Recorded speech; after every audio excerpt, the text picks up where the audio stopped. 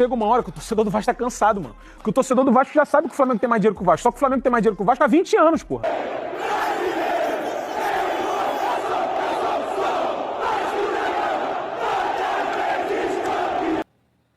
Olha, Jardim, o que houve, irmão? Que papo é esse? Renova isso logo! Eu sei que tem um torcedor ou outro que fica pegando no seu pé, mas não. Além de ser lindo, é um dos melhores goleiros do Brasil. Então, peraí, irmão. Cabeça de gelo, renova isso logo, pelo amor de Deus. Tanta coisa pra gente se preocupar e contrato encerrando aí final do ano. Que isso, Thiagão? Pô. Não renova, Léo Jardim. Me parece que já recusou aí algumas propostas do Vasco. Ô, que papo é esse, rei? Para com isso. Claro que a gente vai comentar um pouco aqui também sobre a preparação do Vasco visando a decisão de amanhã contra o Nova Iguaçu, e quero trazer aqui um desabafo do Casimiro, né, lá na Cazé TV, falando que não suporta, que não aguenta mais. É um desabafo que me representa, te representa, porque de fato a gente não tá, não quero falar essa palavra, mas com paciência nenhuma em relação a títulos e também não conseguir ganhar do Flamengo, né, a família vascaína. Então ele faz esse desabafo muito interessante, e aí eu aproveitei esse desabafo do Casimiro e eu tava assistindo, né, hoje, porque é bem longo, né? Quase uma hora e meia de entrevista ali da Aline Nastari com o Pedrinho. E aí eu fiz um resumo, porque eu acho muito interessante nessas respostas do Pedrinho em relação ao momento, explicando a situação financeira do Vasco, a questão da janela, né? Muito torcedor fica cobrando, tá demorando, deixou pra última hora, né? Tem que qualificar esse time, e aí ele explica toda essa situação que a 77 deixou o Vasco. Agora há pouco, né, o GE também levantou uma matéria dizendo que o Vasco assumiu uma dívida com jogadores de quase 13 milhões, me parece, assustou isso, né? O Vasco deve, eu não tô com os valores aqui, a gente pode comentar isso no próximo vídeo, mas me parece que o Vasco deve de luvas ao Payet 3 milhões e alguma coisa. Rapaz do céu, isso dá até um aperto no coração, família. Pro João Vitor, 2 milhões e uns quebrados também. Que é isso, cara? Ó, tô até falta de ar, como é que pode isso, cara? Rapaz, aí tu para pensar, não tô falando da qualidade dos atletas, mas, caraca, eles vão levar isso tudo do Vasco. O que eles entregaram, né? Tu para pensar isso. Payet, tá, beleza, chegou ali em 2023, ajudou o Vasco a permanecer, 24, não fez nada demais, vai levar de luvas 3 milhões do Vasco. Mesma coisa o João Vitor. É assustador, velho. Cara, quem consegue atingir esse nível aí na profissão de jogador de futebol, olha, maneiro. Então, a resenha tá show de bola e eu te prometo que eu não vou falar muito, porque essa entrevista do Pedrinho, basicamente de uma forma indireta, respondendo o Casimiro. Então, show de bola, chega aí. Mas antes, deixa eu te pedir aquela moral. Se não for inscrito aqui no canal Vasco em Família, se inscreve, deixa o like e ativa o sininho para não perder os próximos vídeos. Vamos seguir a nossa resenha e eu queria trazer esse corte do programa de hoje, na verdade do vídeo de hoje, do Jorge Nicola, falando sobre a situação do Léo Jardim. Tá na tela. Sobre Leonardo Jardim, uma das melhores opções do mercado do futebol brasileiro, quando a gente fala em goleiro, especialmente levando em consideração o custo-benefício. Tudo porque o Léo Jardim tem contrato com o Vasco somente até 31 de dezembro, ou seja, ele já pode assinar um pré-contrato com qualquer outro clube do Brasil e do exterior a partir de 1º de julho, e essa situação tem preocupado bastante dirigentes vascaínos. Já foram pelo menos 3 propostas recusadas pelo staff do Leonardo Jardim para ofertas feitas pelo Vasco para a extensão desse vínculo. A ideia do Cruz Maltino era ampliar o contrato até 2028, permitindo uma renovação automática até 2029 se metas fossem cumpridas no último ano do vínculo.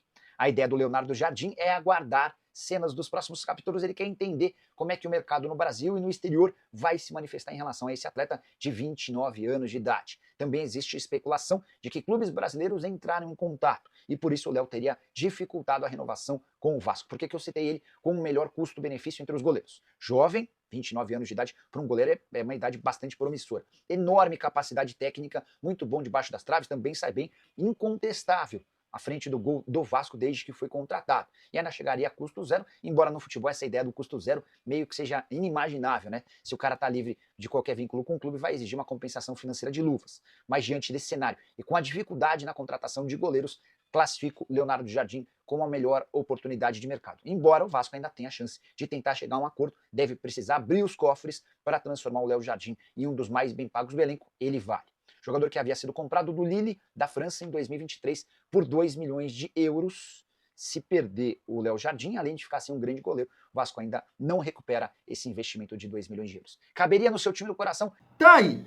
Eu sei que vai chegar um ou outro torcedor que vai falar assim: Thiago, o Jorge Nicola não sabe de nada, tu vai acreditar nesse cidadão, Thiago. Mas é aquilo que eu sempre falo com vocês. Eu destaco aqui informações, apurações que, ao meu ver, fazem sentido. E por que eu tô falando isso? Porque eu até tô aqui, né, pesquisei aqui agora no YouTube, uma entrevista que o Léo Jardim deu a Aline Nastari, para a TNT Esportes, e essa entrevista é de 5 meses atrás. E o Léo Jardim falou nessa entrevista para ela que não, estava próximo ali, já tinha conversas de renovar o contrato. 5 meses atrás. E até agora isso não aconteceu. E a gente está vendo aí outras informações de outros jornalistas falando que o Vasco fez proposta e tudo mais, e até agora o Léo Jardim não responde, ou não aceitou, ou recusou, aí como o Jorge Nicola disse. Então eu entendo que pode acontecer, de fato, tá analisando o mercado, tá pensando em ir para a Europa, quer um outro projeto aqui no Brasil, né? E eu fico com a resposta dele nessa entrevista, ele dizendo que é a primeira vez na carreira, né?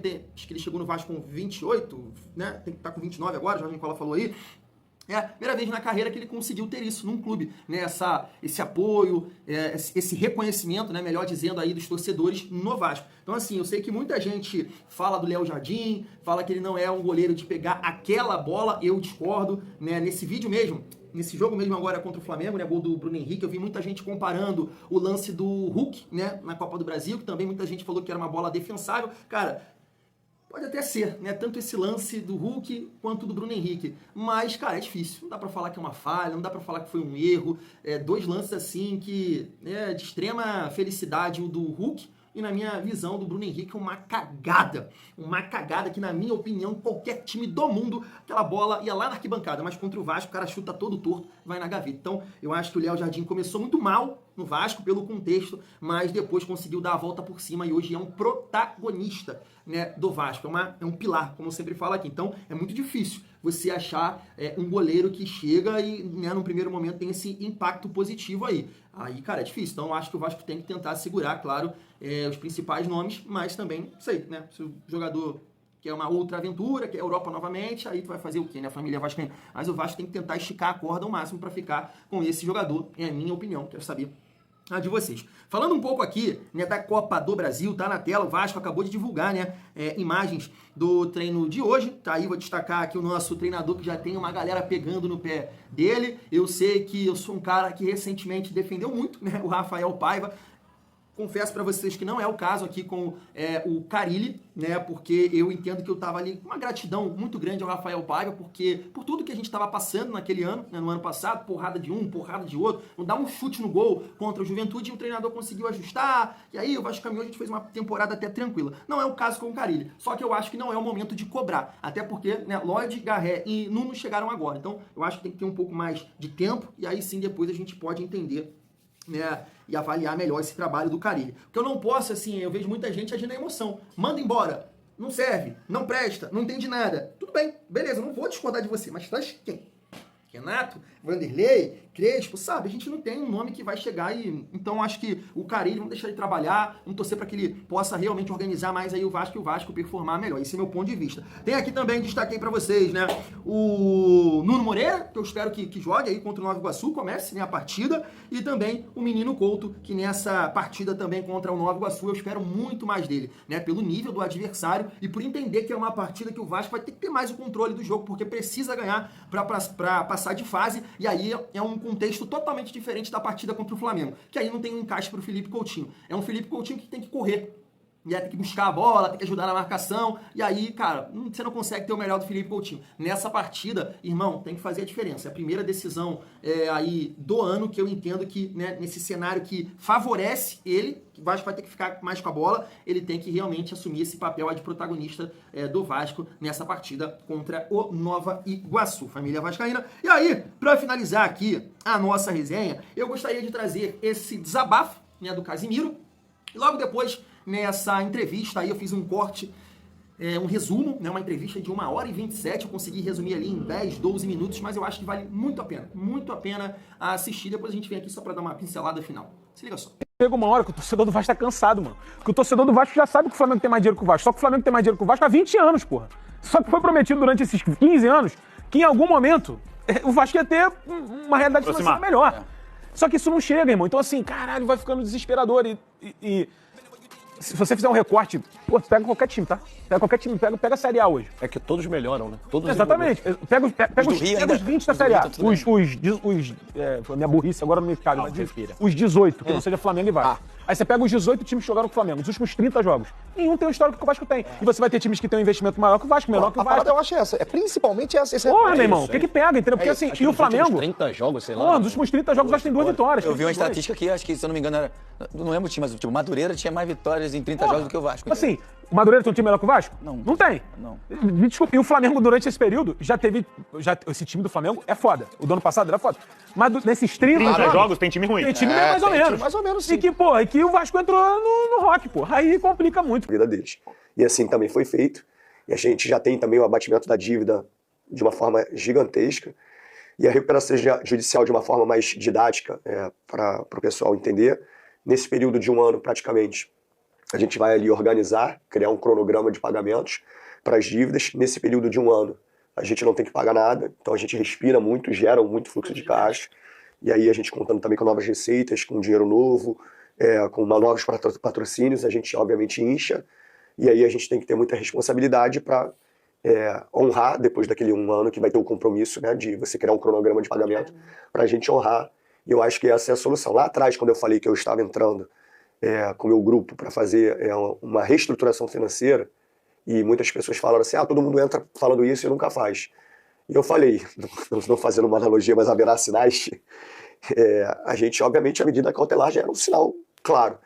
E aí a magistrada Caroline Fonseca, juíza, obviamente percebeu toda a boa-fé, porque antes da recuperação judicial ela já viu o nosso empenho de pagar as dívidas e os movimentos, e a nossa boa-fé e a percepção que ela entendeu o cenário, eu só estou reproduzindo o que foi mencionado por ela, que a 777 só pagou 18% de todas as transações esportivas, do caos agravado pela 777, e aí juntando Vasco, obviamente, CRVG e Vasco SAF, mas todo o dano causado ao Vasco SAF pela 777, com atos ilícitos, se comprovados vai ser levado ao Ministério Público, isso dito por ela. Então, assim, às vezes a história fala por si só, às vezes você tem que apanhar ali calado e deixar o tempo mostrar a realidade para as pessoas. O problema é que, assim, eu sou julgado o tempo inteiro se a bola entra ou não, mas a gestão, nesse processo especificamente, não é só se a bola entra ou não. Tem muita coisa que aconteceu que às vezes tentam me calar achando que, tá dando desculpa, tá choramingando. Não, mas eu só tô sendo o que todo mundo pediu, transparente. E para eu falar do cenário atual, não tem como eu não ressaltar o que está acontecendo. Porque exigências por grandes contratações, ela não pode acontecer porque eu tenho uma limitação financeira e uma responsabilidade física da pessoa física e uma responsabilidade com a instituição. Então você tem, obviamente, ali um administrador, um juiz que está ali para fiscalizar, porque eu quero tudo muito transparente. Então, assim, é uma decisão necessária e que as pessoas não entendam de forma diferente. Tá pagando dívida em vez de contratar. Não, eu tenho que pagar as dívidas. A solução do Vasco é pagar as dívidas. É um remédio amargo, mas é necessário. Senão eu vou fazer a mesma coisa e daqui a 1, 2 anos, quando entrar outro gestor, ou se eu continuar, e daqui a 5 anos a gente vai estar falando a mesma coisa. Então alguém tem que estancar. E assim, o meu compromisso é com a estabilidade financeira do Vasco. E daqui a alguns anos, o Vasco vai estar financeiramente estruturado para fazer grandes contratações. Mas mesmo assim, eu faço outros movimentos, eu que eu digo a gestão, para também, de alguma forma, não só através do dinheiro, mas através da instituição, da história, da estrutura, trazer algumas contratações.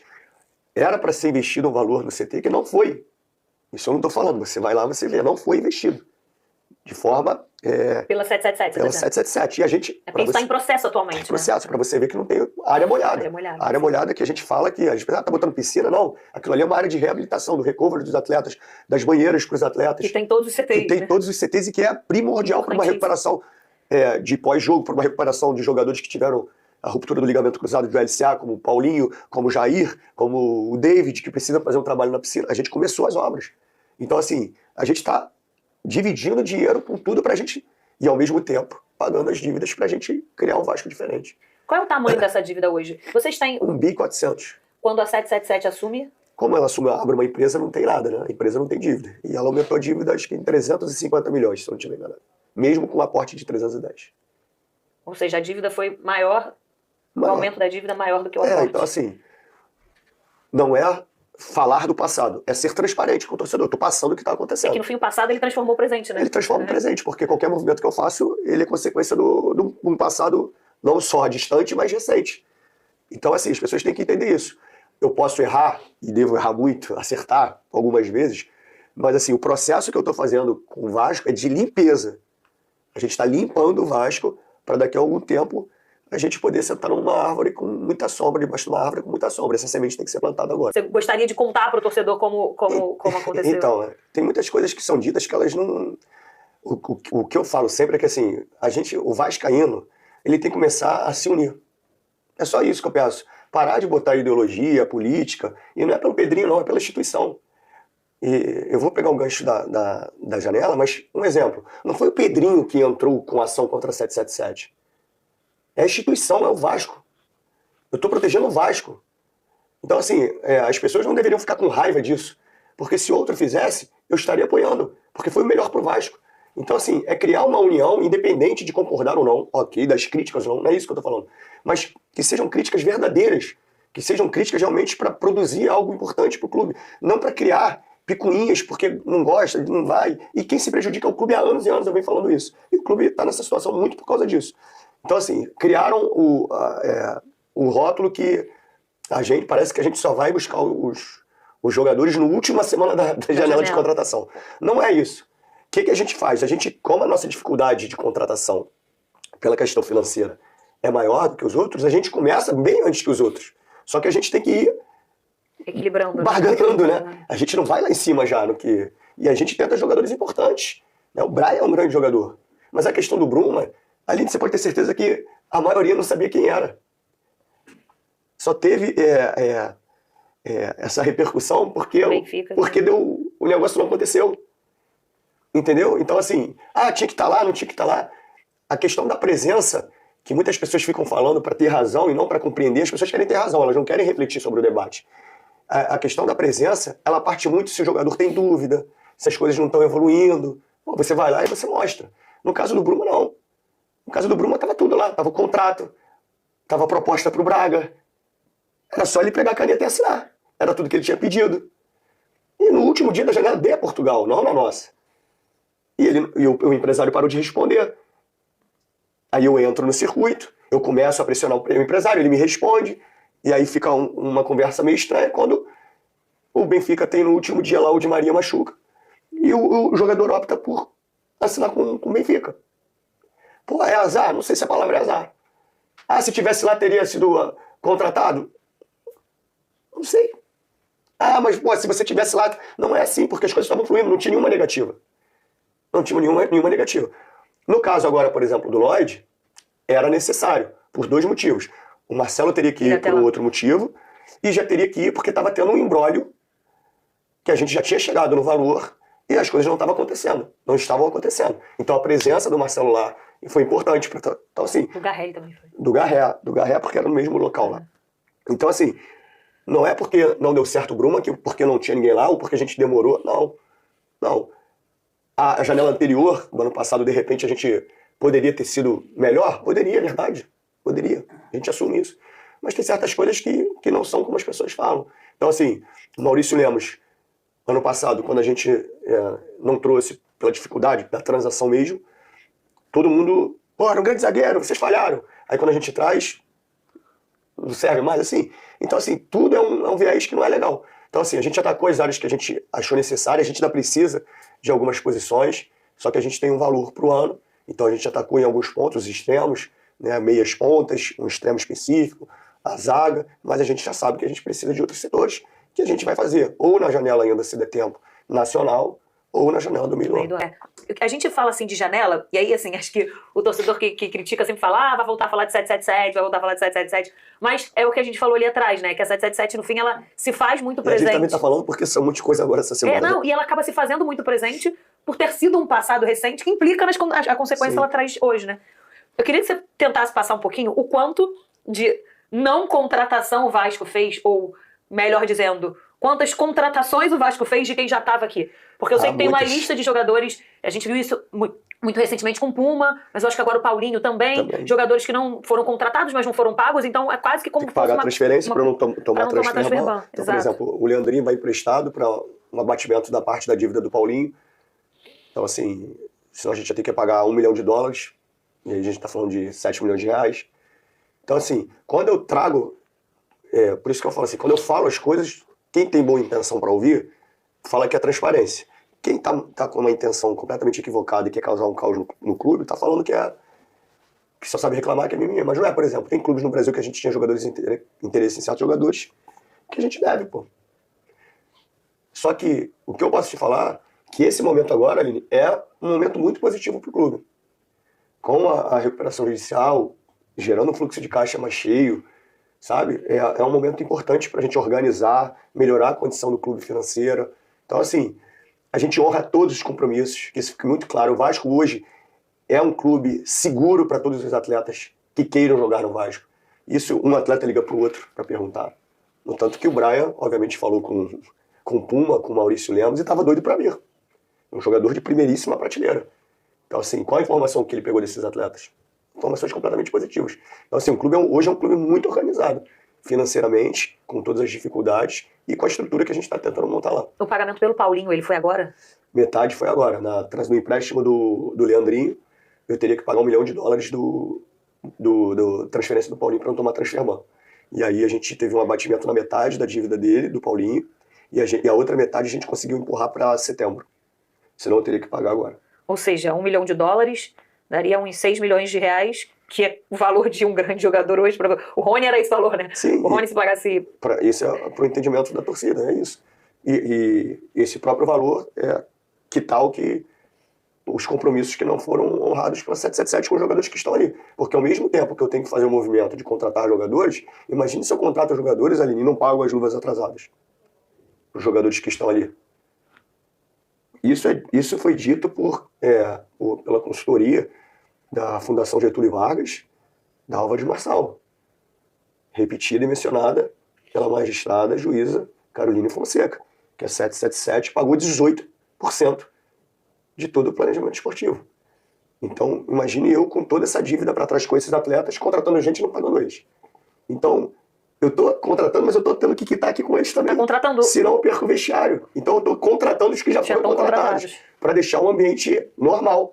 Família, prometo ser muito rápido, mas destacando ali o que o Casimiro fala em relação em anos que a diferença não era tão grande assim e mesmo assim o Vasco não conseguiu ganhar do Flamengo. E eu concordo com ele porque eu fiz até uma pesquisa depois que eu vi esse desabafo dele. E aí peguei aqui 2 exemplos, que foram em 2017, né? O Vasco não conseguiu ganhar do Flamengo naquele ano. Vocês podem até me corrigir aí se eu deixei passar algum jogo, algum resultado. Mas me parece que o Vasco não conseguiu ganhar. E naquele ano, né, eu entendo que com Milton... Caraca, Milton o quê, gente? Aquele treinador que veio lá do Santa Cruz, né? Milton Mendes? Me corrijam aí se eu estiver errado, mas depois vem o Zé Ricardo e o Vasco até consegue uma vaga para pré-Libertadores. Mas naquele ano o Vasco não conseguiu ganhar do Flamengo e quando você pega aqui a escalação, de fato, já era um processo ali de reconstrução do Flamengo, né? Tinha Everton Ribeiro, Diego, o Everton que jogava muito bem naquela época, o atacante era o Guerreiro, mas o Vasco conseguiu, né? Tinha ali um time que eu entendo que o Flamengo era melhor. Dá pra dizer que sim, mas não tinha tanta diferença assim e mesmo assim o Vasco não conseguiu ganhar. 2018 também é um exemplo disso. Flamengo também com Everton Ribeiro, Paquetá, Vitinho, já conseguia ali, né, ter um maior investimento, mas mesmo assim, né, aí o Vasco ali com o Fabrício, Maxi Lopes, Bruno, era, nossa senhora também, meu Lennon de lateral direito. Que vida essa nossa, hein, cara? Que vida essa nossa. Luiz Gustavo, lembra dele? Ele fez até um gol contra o Flamengo, testou bonito e também foi um ano que o Flamengo já era melhor, mas não é a diferença que é hoje e o Vasco também não conseguiu ganhar. E aí, já pegando o gancho do que o Casimiro falou e toda a explicação ali do Pedrinho, é que começa essa diferença gritante. Eu fiz aqui uma conta de 2019, que né, realmente que o Flamengo realmente chega e fala assim, bate na mesa, agora eu vim pra ficar, vou brigar por tudo, que é a partir de 2019, né? E aí foram 23 jogos de 2019 para cá entre Vasco e Flamengo, e aí tem essa disparidade toda aí que o Vasco só consegue, né, 2 vitórias nesse período, que foi ali com o gol do Morato, né, e o gol do Pumita. Então, assim, é ridículo, né? O GE fez um levantamento recentemente sobre clássicos, né, a diferença que tem é a maior, né? O Vasco só tem 2 vitórias nesse período. Flamengo e Botafogo, mas aí o Botafogo tem 7 vitórias. E aí, por exemplo, no ano passado o Botafogo conseguiu ganhar do Flamengo 2 vezes no Campeonato Brasileiro. E o outro clássico é Santos e Palmeiras. Mas me parece também que o Santos tem 7 vitórias em relação a esse número de jogos, né? Então, assim, ridículo, ridículo. Mas por que eu acho que o Pedrinho respondeu aí de uma forma indireta o Casimiro, que é um desabafo que eu tenho, que você tem? Por que eu estou falando isso? Porque, cara, eu fico chateado quando eu vejo... Na verdade, eu não fico chateado quando eu vejo um torcedor que ele só tá focado ali no campo, né? Na bola entrar, investiu ou não, tem que buscar recurso, porque esse torcedor, ele acaba cobrando do Pedrinho, criticando o Pedrinho, mas ele cobrou o Salgado, ele cobrou o Campelo, ele cobrou o Roberto, o Eurico, nessa reta final agora, entende? Então ele cobra todo mundo, porque ninguém entrega merda nenhuma, a gente nesse sufoco aqui, ó, sem gritar campeão já há um período, então ele cobra todo mundo. Agora, o que eu não posso é ver pessoas ou jornalistas que têm todas essas informações que o Pedrinho citou, que num período recente tinha toda a paciência do mundo com o Salgado e com o 777 e agora fica dando chilique. Fica dando chilique, porque eles têm essas informações, toda essa dificuldade que o Vasco está passando, porque o Vasco se tornou uma SAF, né, e a maioria da torcida aceitou, gostou desse processo, justamente porque, né, toda a dificuldade que a gente tinha. Essa dificuldade, ela não acabou, ela tá lá ainda. E a empresa que foi escolhida aumentou a dívida do Vasco, piorou ainda com essa guerra jurídica, podemos dizer assim, que atrapalha também o andamento do Vasco. Então, o cenário do Vasco só piorou. E aí os jornalistas, mesmo sabendo de todo esse cenário, de todas essas informações citadas pelo Pedrinho, continua ali fazendo chilique, querendo jogar pra torcida. Porque esse torcedor que eu citei, que cobra o Salgado, que cobra o Pedrinho, que cobra o Campelo, né, ele acha que essas pessoas estão representando ele, sabe? E aí fica fazendo furdunço na internet, chilique, mesmo sabendo de tudo, em vez de conscientizar o torcedor. Eu não tô falando aqui que você não tem que criticar o Pedrinho, né? O Pedrinho tem que saber lidar com as críticas, mas é um processo que precisa ser feito. O Casimiro falou, tô ouvindo isso há muito tempo. A gente espera que o Pedrinho seja pro Vasco, o que, posso estar errado aqui, o que o Bandeira foi pro Flamengo, o que o Paulo Nobre foi pro Palmeiras, a gente espera isso, a gente torce por isso. Agora, ficar dando chilique, e não deu na época do Salgado, não deu na época da 77, vai ficar dando chilique agora? Pô, paciência, né, velho? Pô, aí não é justo, na minha modesta opinião. Fui.